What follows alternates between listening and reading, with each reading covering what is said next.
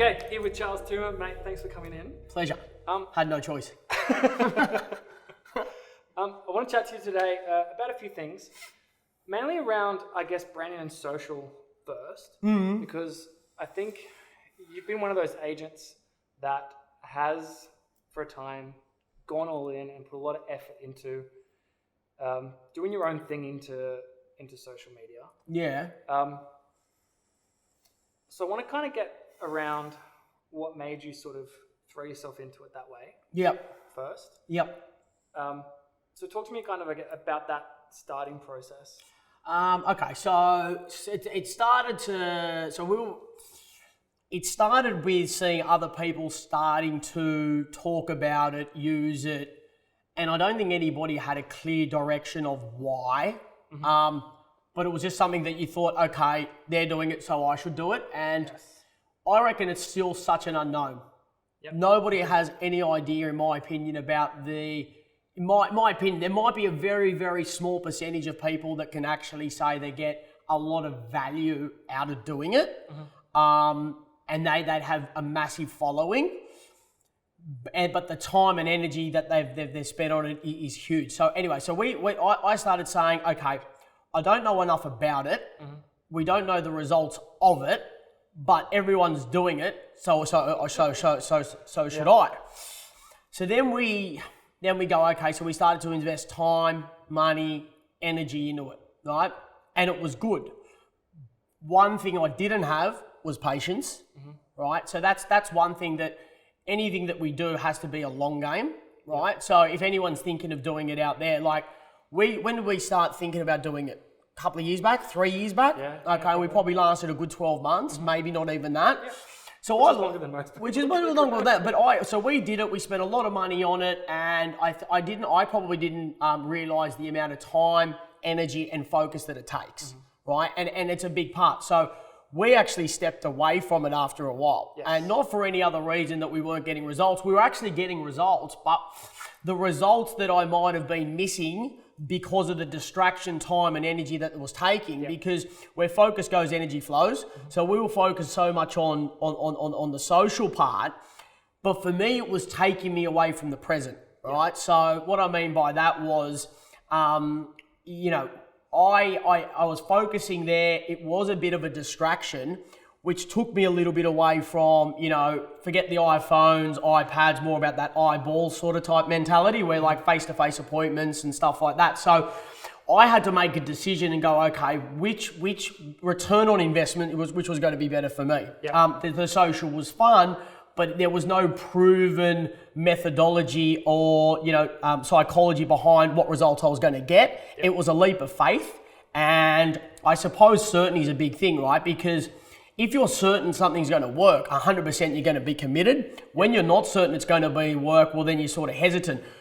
I knew that if I just focused on my core practice of real estate, that was always going to bring a return on the investment. Great and point. I wasn't so 100% certain on the social. So I had to sort of go, okay, which horse am I going to back? Yeah. Personally, I don't have the mindset or the attention span to do both. Yep. I'm very much one way or the other. I hate the fucking middle. I hate sharing time between certain things, and I've got sort of an OCD. So I had to sort of realign, recalibrate, and refocus on one thing rather than two. Yep. Plus, you spent so many years doing the real estate fundamental side of it that you were confident that you could do everything that wasn't social and still succeed, right? Yeah. Like I said, it was an experiment. Yep. And we started to get a lot of traction from it. Yeah. But then I thought, okay, whatever I got from that, if I put that energy taking you away from into that, would my results become better? Yeah. And that was the horse I backed. Yeah. But that's not to say that we're not going to go back there. Totally. But we need to work out how, why. I think the why is a big thing, right? Because I think everybody in the industry right now are doing things like you said. They're looking at other guys using social and thinking that for them to be successful, they need to do what they're doing. Yeah. And I think that's the wrong way. Like, if you're going to do social, I think, and put it in the investment that you had in it, I think there is, like you said, not to have it distract you away from core business. Yeah. Because that's super important. But then figure out the why. And there's just something that we're learning doing these shows and I'm talking to a lot of agents, and it's like, yeah, is it having the return? Particularly when guys don't believe in it, they're just doing it because other people are doing it. I'm going to take you one step further. I don't even look at social full stop. Yeah. Like, I'm not even going beyond real estate now. I'm just talking about life. So, young family, real estate team, someone that gets highly distracted, and, I suppose one of my biggest challenges has been focus, consistency, and discipline. So they're probably, if someone asks me why I'm not writing, 6 million a year and why am I writing 2 million a year, discipline, focus, consistency, right? I mean, if you looked at all the top agents in the country, they've got that in pounds. And I know what I'm good at and I know what I'm not. And I'm still trying to get better at, all those three things, but I just find it hard. So when you look at social media in life, and for me, it's like, even if I'm away from real estate, I'm at home with the family, whatever I'm doing, when I'm looking at it, takes me away from present. And it'll take me into a place where, like I said, a place of comparison or ego, whatever it might be, and that's not healthy for me. Yeah, let's go into that, because you're focus, consistency, discipline, that's a very self-focused thing, right? Like we can control our habits, we can control our actions daily. I think, when you do go into that phone world, that comparison thing grabs you and you think about other people. And, I know that we've had a conversation in the past where, looking at what other guys sell and how they're doing on things kind of gives you a little bit of anxiety, right? Like, anxiety, overwhelm, and things like that. So, the place of comparison, and that come from a place of ego, and that's not really healthy. Were you struggling with that? No, not in a way where it was really affecting me. I just knew it wasn't healthy. It wasn't serving me. Yeah. You know what I mean? There was no benefit in me checking Instagram or Facebook and seeing an agent post that they've done 30 sales for the month. What benefit did that add to my life? And it was like, well done, but if you're not having a great month, or if you're sort of trying to work from center or worked in a more balanced environment, then that type of information is not great, because then you start going, okay, well, if that agent's doing that, well, then I want to do that, but is that really in line with your values and, your beliefs and stuff like that? So, if you want to sort of be true to yourself and stay in your own lane, the less that you focus on what others are doing and focus on what you're doing, the better you're going to be. Yeah, great. I think too, like you were, and that sort of strategy around that there was a lot of information given and providing value, and we hear a lot about providing value without expectation in return. And I think that, you were really consistent with pushing stuff out there. It kind of felt like we were growing an audience and a response more from other agents. Heaps. We still get it. Yeah? Yeah, I got called by this Ray White in Melbourne. Because they're in lockdown, the head office were trying to sort of do some Zoom meetings and stuff like that. And they're like, oh, can Charles do it? And I think they remembered from the stuff that we've done. But I still get a lot of agents, like one even from the other week, texted me and said, oh, can we still catch up? So the audience was more about, so if you think, the audience was more a younger agent sort of following. Yeah. Because we were all obviously giving sort of, I was sharing a little bit of things about, how I was feeling, certain questions and situations that arise in my day-to-day practice and how we sort of overcome them. But the audience was agents, which is not bad. I mean, if you think about it now, it's probably not a bad thing because it helped me grow a team. Yep. But at the moment, once again, we're sort of keeping things sort of, fairly tight. Because once again, more team, more people, more headaches. Which is maybe not what I need right now as well. Yeah, absolutely. But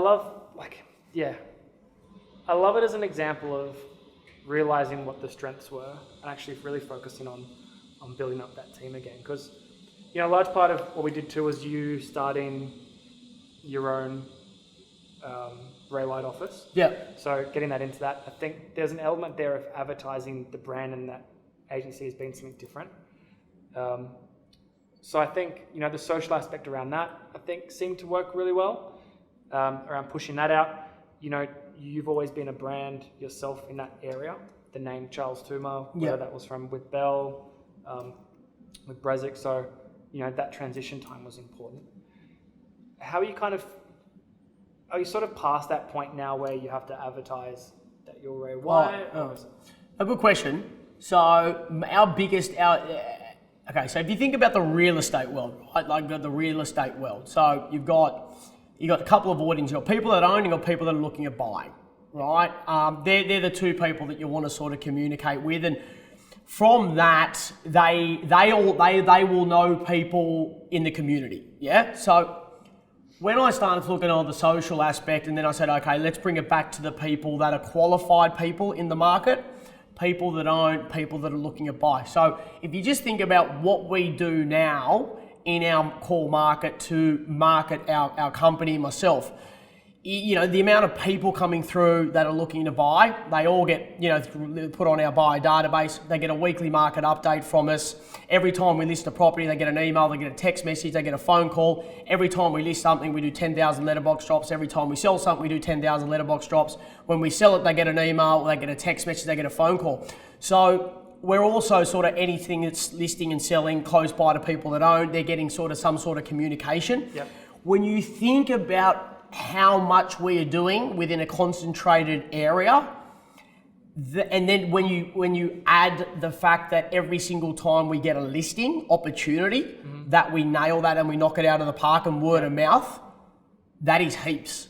Yep. So that in itself, in my opinion, if an agent just focuses on doing that really, really well, that will dominate any sort of, in my opinion, any sort of social media and stuff like that. Yep. But the social media part should potentially complement that.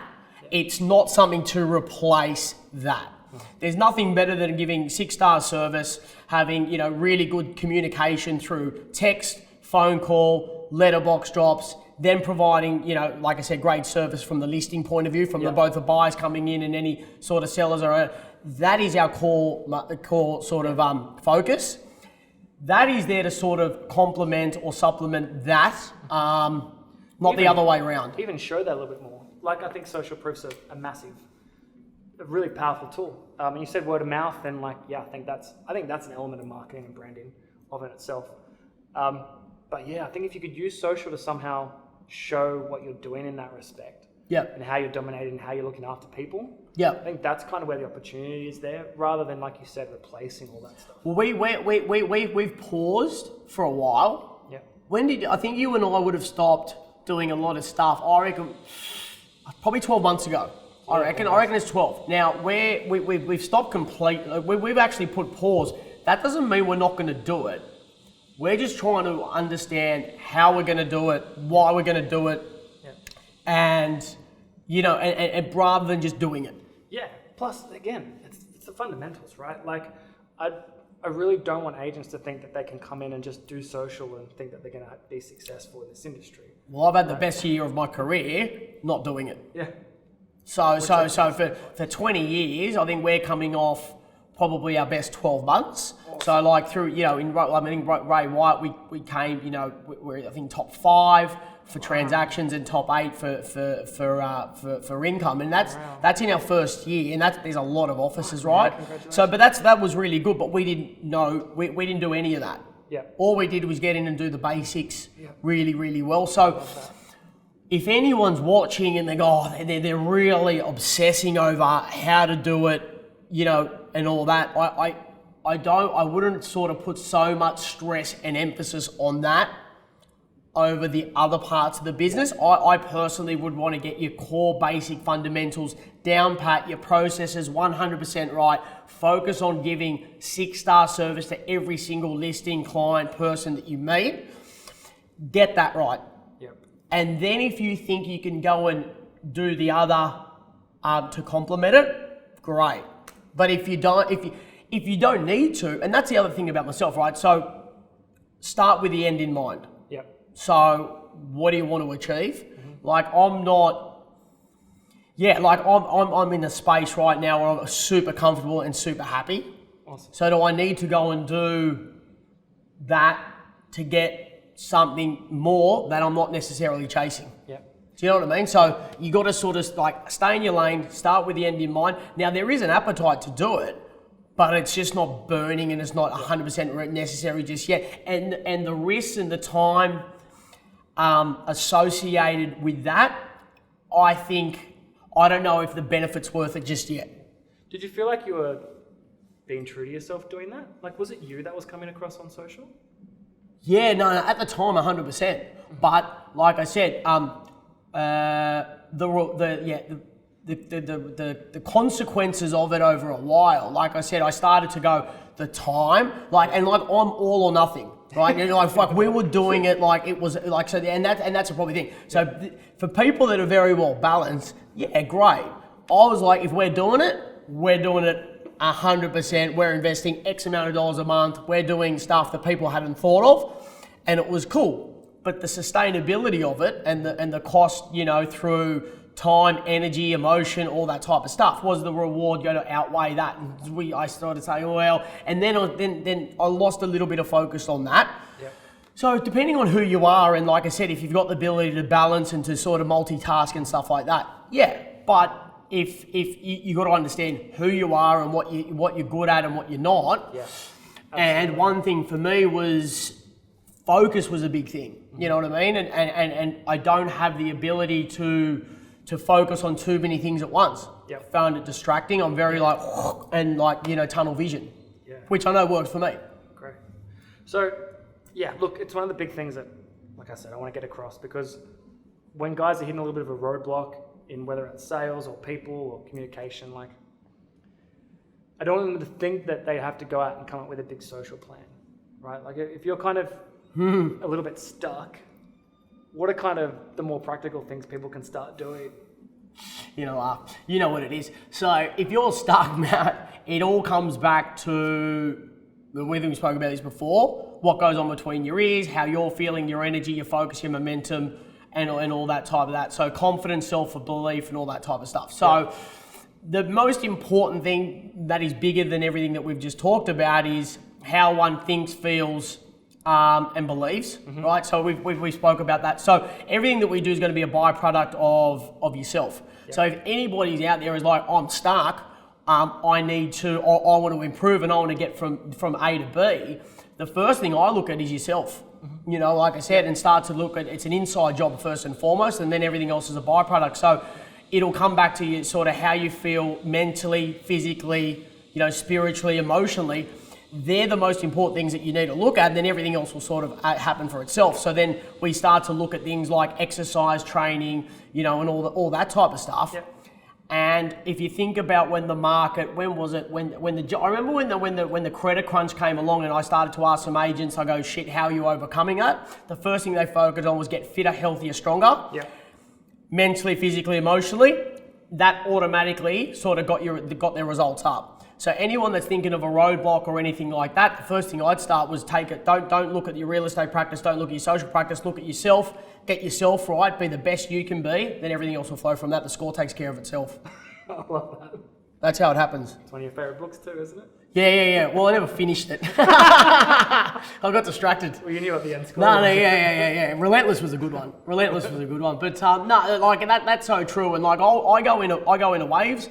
So like I'll do 2 months like really, really good, and then I'll take a little bit of a break. And like I'm at the moment, I'm 19 days into a bit of a 45-day program, but mentally sharper, in momentum, confidence all-time high, self-belief, very, very strong. Yep. 19 days ago, I was very good, but nowhere near what I am now. And I think that's a thing that agents need to understand is, a lot of people think they're at their peak, they're at their best, but if they really sort of raise their standards in things outside of work, that will start to sort of really multiply business inside. Yeah, I found that too. I see a lot of those guys that, like any sort of plateau that you hit, whether that's, financially, career, fitness, it's like, I always think that like a real massive action for like 30 days can really shift everything into another gear. Yep. And I think that's like, your program, whether that's like going hard at the gym or a diet or something like that. Yeah, man, I agree. Builds confidence. So everything that we do as agents is all about confidence, momentum. Confidence and momentum are huge, right? And the hard thing is you go, well, how do you build confidence and how do you build momentum? if you've got no sales and you've got no listings, very, very difficult, but you can actually do it outside of work. Yep. So like you can go and sort of work out twice a day, you can go and be fit, or you can go and eat really well, read a book, whatever you're doing, that will bring you your self-belief, self-esteem, bring confidence and momentum, and then that will flow to work. Absolutely. Yeah. I think, I heard that confidence is keeping the promises you make to yourself, right? So. Yeah. Oh, what I read that the other day actually. So it's sort of an inner victory versus external. So if you can't sort of make a promise to yourself and hold it and keep it, yeah, then you haven't really got much of a chance sort of outside. So it starts with character and it's an inside job. Yeah. So awesome. Yeah. Okay, so I guess because I think one of the things I loved about when we did do the social is I did feel like you were starting to become a bit of a beacon of the industry, so to speak. A lot of the responses that we were getting were how you were help pushing agents, pushing, giving value to those guys in an industry that's traditionally pretty dog eat dog. How important do you think it is to, I guess, find mentors and learn and invest in these people? Yeah, super important. So, like even now, I still desire and enjoy and benefit from mentors, reaching out to people that are a higher level than myself. One of the biggest things, like I'm reading the book at the moment about habits, Atomic Habits, and it was talking about associating with people that have better habits than you. Automatically, you're going to sort of want to do better and stuff like that. Look, I think it's super important. I think going back early. If I started again, some of the things that I'd probably want to do it was probably have a mentor that was have some mentors that had really good habits, sort of led me on the right path in terms of that way, and understood the benefits of being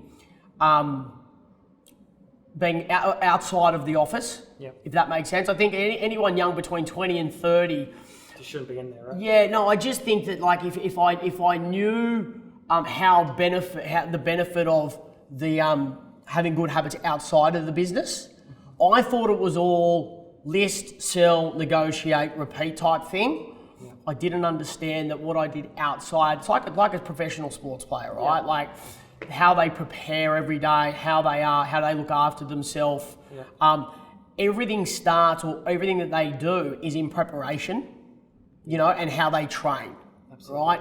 So if I sort of understood that a little bit more in the early years, I think that would have probably had the biggest change on my career. Yeah. But it's certainly not too late to sort of do it now. No, man, I can see that. Yeah. So it's just you don't get it when you're younger. Yeah, you're right. It's just all like go hard, hustle. Yeah, you think that it's all about like what you do in the office, but like I say, everything you do in the office is a byproduct of how you're feeling, which starts from what you do outside the office. Yeah, I love that. Do you know what I mean? So that's the biggest disconnect that I think people are. If they focus on themselves and they really prepared better and gave themselves that would put themselves in a better position to win. Awesome. Yeah. Man, I love that, and I think that's a strong point to end on. Yeah, man, those habits are super important. Likewise, if you're linking that to social, if that's something you want to do that doesn't take up a lot of time, go do that. But don't feel like you've got to do it. Charles, you're a great example of going hard at it, being self-aware that it's not something that aligns to your goals and what you want to do, and back out of it. But you tried it, man. Yeah, and it's not for it. I think people need to know like you don't. If you can do it and it works for you, fantastic. But I wouldn't stress, emphasize if you're struggling with it. Yeah. And just think it's there to complement, not replace. Absolutely. Cool, man. Thanks heaps. Thanks, bro. Thanks again.